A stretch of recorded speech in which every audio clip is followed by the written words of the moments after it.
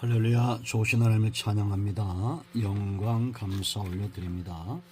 여러분 모두를 예수님 축복합니다. 오늘도 하나님께서 우리와 함께 하시며 여호와 일의 은혜와 축복으로 인도하실 것을 기대하며 사모합니다. 자, 주기도문 마지막 강의 13절 말씀 묵상합니다. 기도합니다. 영광과 감사와 찬송을 우리 하나님께 올려드립니다. 온 마음으로 하나님을 사랑하며 예배합니다. 주의 백성들을 축복하시고 은혜를 더하시며 주님께서 가르쳐주신 이 기도를 통해서 우리가 하나님과 더 가까워지기를 원합니다. 우리 가운데 마음에 상한 자, 병든 자 치유하시고 주의 이름을 의지하여 간구할 때 응답의 시간이 되게 하옵소서. 종을 낮추시고 겸손하게 하시고 오직 말씀의 도구만 되기를 원합니다. 예수님의 이름으로 사모하며 기도합니다. 아멘. 자, 13절 봅니다. 우리를 시험에 들게 하지 마시옵고 다만 악에서 구하시옵소서. 나라와 권세와 영광이 아버지께 영원히 있사옵나이다. 아멘. 주기도문 마지막 시간입니다. 자, 여러분, 시험에 들게 하지 마시옵고 그랬는데 시험하는 자가 있다는 거죠. 악한 원수마귀가 시험을 함정처럼 판다면, 시험이 늪같고 함정이라면 악에서 구하다. 악은 적극적으로 더 성도들의 삶을 공격해오는 것이다. 이렇게 보시면 되겠습니다. 여러분, 믿음의 우리의 선진들이 있죠. 다 기도의 사람들이었습니다. 하나님으로부터 응답받고 승리했던 사람들이죠. 여러분, 세상은 악이 관영한 곳입니다. 사단이 믿는 자들을 대적하여 일어나고 그의 하수인들을 통해서 성도들을 공격하는, 전쟁이 없는 것이 없다. 이렇게 보시면 됩니다. 영적인 전쟁이죠. 우리나라도 이단과 사이비와 그뿐만 아니라 수많은 우상들과 실제적으로 또 전 세계적으로 많은 전쟁들도 일어나고 있고, 악이 관영한 세상 속에 성도가 안전하고 승리하기 위해서는 기도해야 된다라는 겁니다. 우리가 기억해야 될 것이 세 가지 있습니다. 약한 사단의 대적이 있을 때 절대 걱정하거나 절망할 필요가 없습니다. 왜냐? 첫 번째 이유는 전쟁이 크면 전리품도 크다라는 것을 기억해야 됩니다. 여러분, 우리는 다윗의 삶을 흠모하고 예수님의 삶을 닮아가기를 원하죠. 그러기 위해서는 전쟁에서 승리해야 됩니다. 악으로 대적하는 자들 앞에서 기도와 믿음으로 견고하게 서 있어야 됩니다. 여러분, 다윗이나 믿음의 선조들 보세요. 예수님의 삶을 보세요. 좋은 것만 우리가 보는 거 참 귀한데 또 승리했던 삶들도 우리가 흠모해야 됩니다.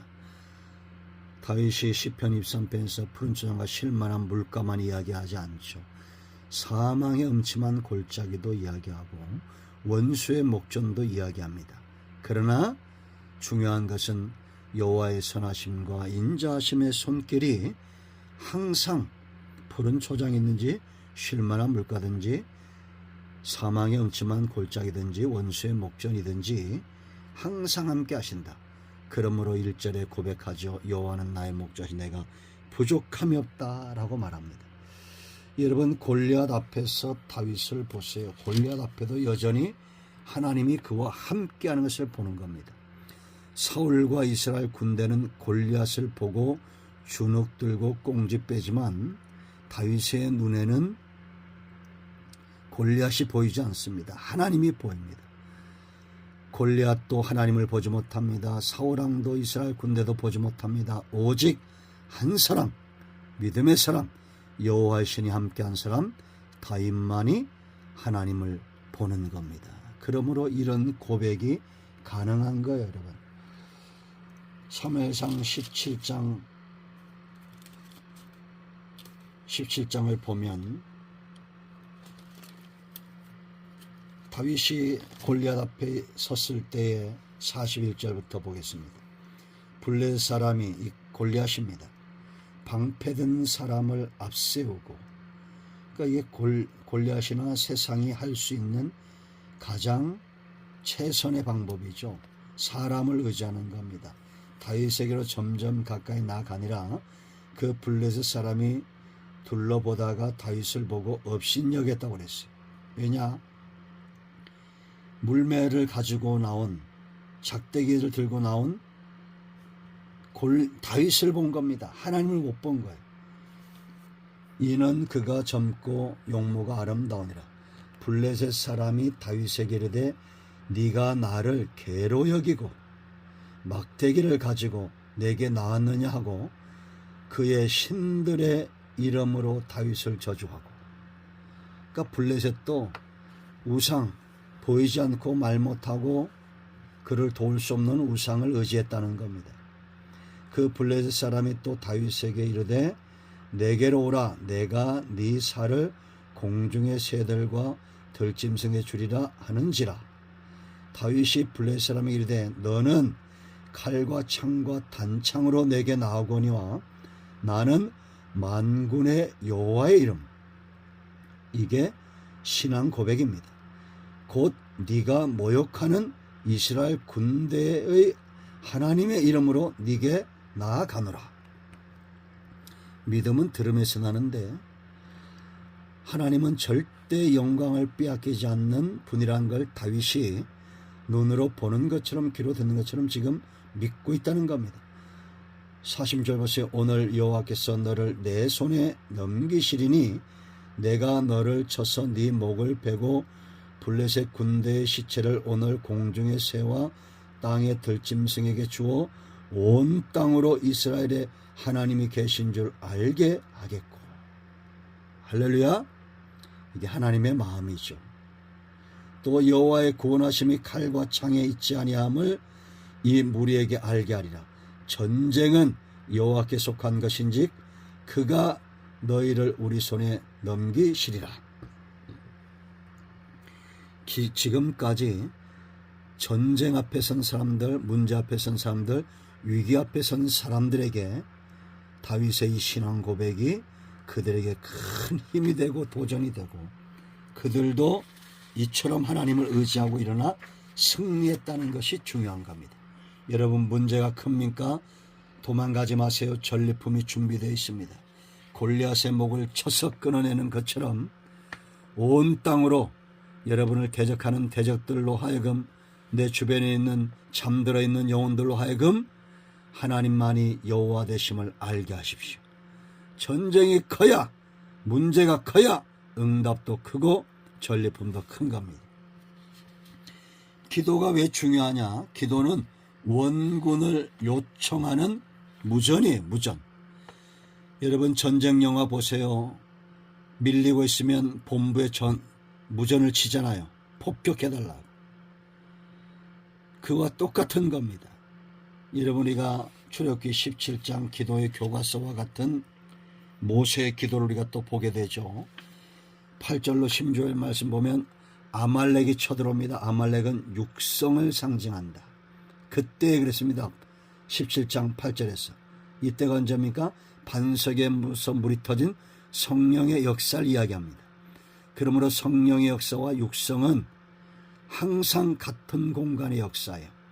예수님이 성령에 이끌리고 마귀에게 이끌리는 것처럼 성령의 역사와 마귀의 역사가 한 공간에 있어야 싸움이 되잖아요. 전쟁은 멱살 잡고 맞붙어 싸우는 거와 똑같은 겁니다. 성도의 영적 전쟁도 똑같아요. 손을 들면 이기고 손을 내리면 졌습니다. 원군을 요청하는 거예요. 손을 든다는 건 뭡니까? 하나님께 항복하는 거예요.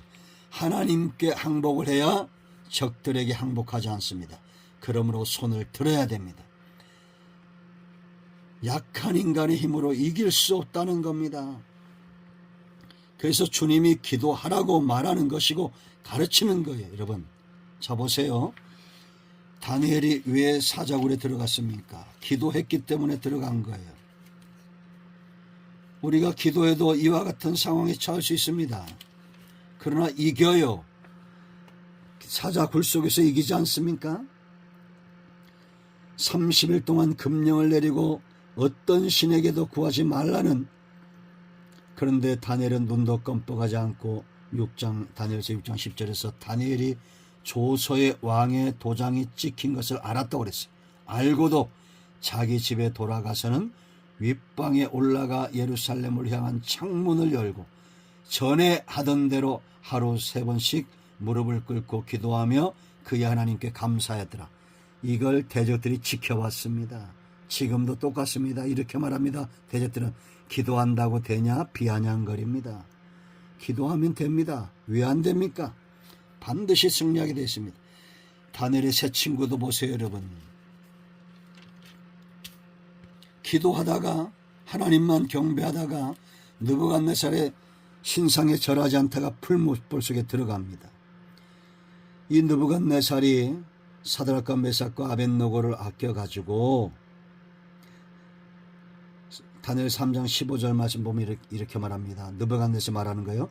이제라도 너희가 준비하였다가 나팔과 피리와 수금과 사면금과 양금과 생황과 및 모든 악기 소리가 들릴 때 내가 만든 신상 앞에 엎드려 절하면 좋거니와 너희가 만일 절하지 아니하면 즉시 너희를 맹렬히 타는 풀무불 가운데 던져 넣을 것이니 능히 너희를 내 손에서 건져낼 신이 누구이겠느냐 하니, 그때 사드락과 메삭과 아벳노고가 하는 말을 보세요. 16절에 사드락과 메삭과 아벳노고가 왕에게 대답하여 이르되 느부갓네살이여, 왕이라 말도 안 합니다. 우리가 이 일에 대하여 왕에게 대답할 필요가 없나이다. 왕의 이름을 부르면서 대답할 필요가 없다는 겁니다. 왕이여, 우리가 섬기는 하나님이 계시다면 우리를 맹렬히 타는 풀무불 가운데서 능히 건져내시겠고 왕의 손에서도 건져내시리다. 그 다음 구절에 놀랍습니다. 그렇게 하지 아니하실지라도 왕이여, 우리가 왕의 신들을 섬기지도 아니하고 왕이 세우신 금신상에게 절하지도 아니할 줄 아옵소서. 느부갓네살이 꼭지가 돌고 화가 나서 7배나 뜨겁겠지만 그 다음 상황은 우리가 잘 압니다.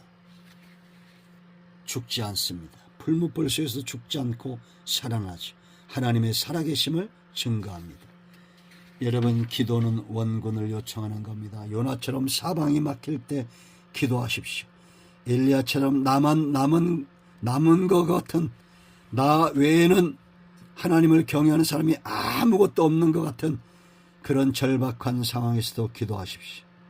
히스기야처럼 죽을 병에 걸려 사방이 막힐 때 그때에도 기도하십시오.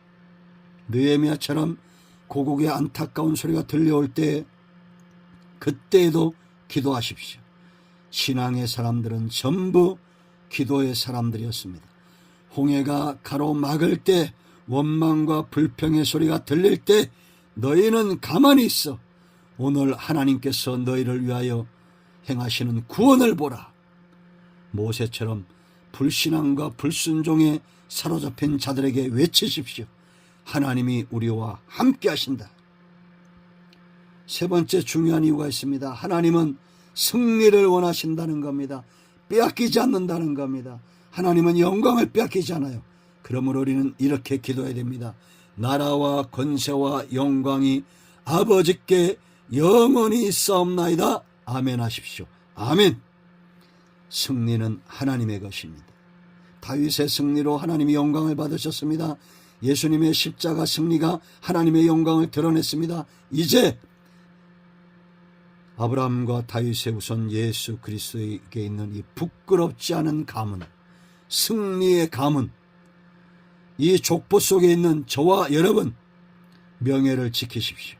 오늘 저와 여러분의 승리는 가문의 영광이고 무엇보다 하나님의 영광이고 저와 여러분의 영광입니다. 고백합니다. 나라와 권세와 영광이 아버지께 영원히 있사옵나이다. 할렐루야. 아멘. 기도합니다. 예수님의 이름을 의지하기도 합니다. 이 말씀대로 되게 하여 주시옵소서. 우리 가운데 마음이 상한 자, 병든 자 치유하시고 회복시켜 주시기를 원합니다. 예수님의 이름으로 사모하며 축복하며 취하며 기도합니다. 아멘. 할렐루야. 오늘도 응답이 우리 가운데 임하였습니다. 아멘.